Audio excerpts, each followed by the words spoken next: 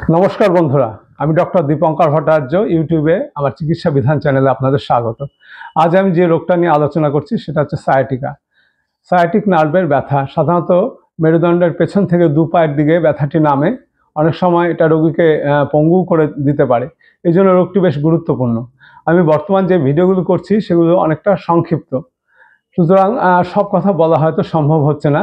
সেক্ষেত্রে আমি টালিগঞ্জের আজাদগড়ে merino enterprise বলে একটা হোমিওপ্যাথি ওষুধের দোকান, 34 বছরের পুরনো প্রাচীন বিশ্বস্ত দোকান, যেখানে মূলত জার্মান ওষুধ রাখা হয়। সেখানে আমি সোম, মঙ্গল, বৃহস্পতি এবং শনিবার বসছি সন্ধ্যা 6টা থেকে 7:30। আপনাদের যদি কারো প্রয়োজন হয় তাহলে ওখানে দেখা করে পরামর্শ চাইতে পারেন। এখন আমি মূল বিষয়ে আসছি, সেটা হচ্ছে সায়াটিকা। হোমিওপ্যাথি ওষুধের মধ্যে যে সমস্ত ওষুধ সাধারণত ব্যবহার হয় সেগুলো হচ্ছে কোলোসিন্থ, রাস্টক্স, আর্নিকা, তাছাড়া ক্যালিকার্ড এবং ফাইটোলাক্কা। এছাড়া আরও অনেক ওষুধ আছে, কিন্তু এই যেগুলো বেশি ব্যবহার হয় সেটার কথাই বললাম। সাধারণত 200 পোটেন্সি ব্যবহার হয়।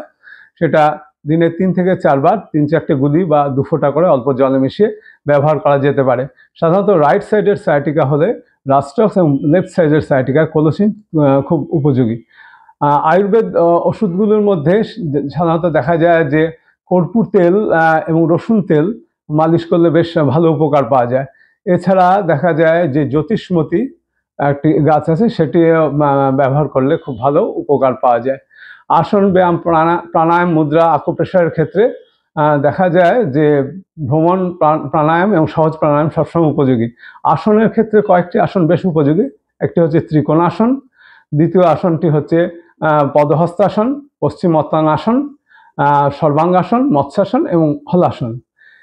এরপর মুদ্রার কথা আসছে। মুদ্রার ক্ষেত্রে একটি মুদ্রা অত্যন্ত উপযোগী সায়াটিকার ক্ষেত্রে, সেটি হচ্ছে বায়ু মুদ্রা।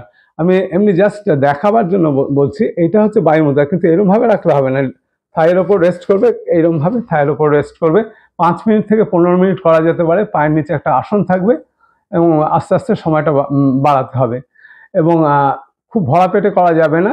হালকা চা বিস্কুট খেলে কোনো অসুবিধা নেই, কিন্তু ভারী পেটে করা যাবে না। এছাড়া আকুপ্রেশারের ক্ষেত্রে কয়েকটা প্রেশার পয়েন্ট খুব উল্লেখযোগ্য। সেই প্রেশার পয়েন্টগুলো বলছে। 1 নম্বর পয়েন্ট হচ্ছে 9 নম্বর আকুপ্রেশার পয়েন্ট। এখানে এই ইন্ডেক্স ফিঙ্গার এবং বুড়ো আঙ্গুলের মাঝে এই যে এখানে 4টে পয়েন্টে আকুপ্রেস করতে হবে। 4, 5, 6, 7, 8 দু হাতেই করতে, 9, 10, 11, 12 এরকমভাবে 80 বার দু হাতেই করতে হবে, দিনে 2 বার। এটাও ভরা পেটে, খুব ভরা পেটে করা যাবে না। আর দ্বিতীয় যে পয়েন্টটা সেটা হচ্ছে লিম্ফ চ্যানেল। সেটা হচ্ছে আমাদের ঠিক মণিবন্ধের নিচে মাঝখানে, এখানে 35 থেকে 40 বার। এবং তৃতীয় পয়েন্ট হচ্ছে এটা হচ্ছে 16 নম্বর পয়েন্ট এবং 17 নম্বর পয়েন্ট। এখান থেকে 1, 2, 3, 4, 5, 6, 7, 8 এটাও 35 থেকে 40 বার দু হাতেই করতে হবে। এবং সাধারণত এটা নিচে রেস্ট, মানে কোনো একদম শূন্যে রেখে না করে কিছুর ওপর রেস্ট করে করা ভালো।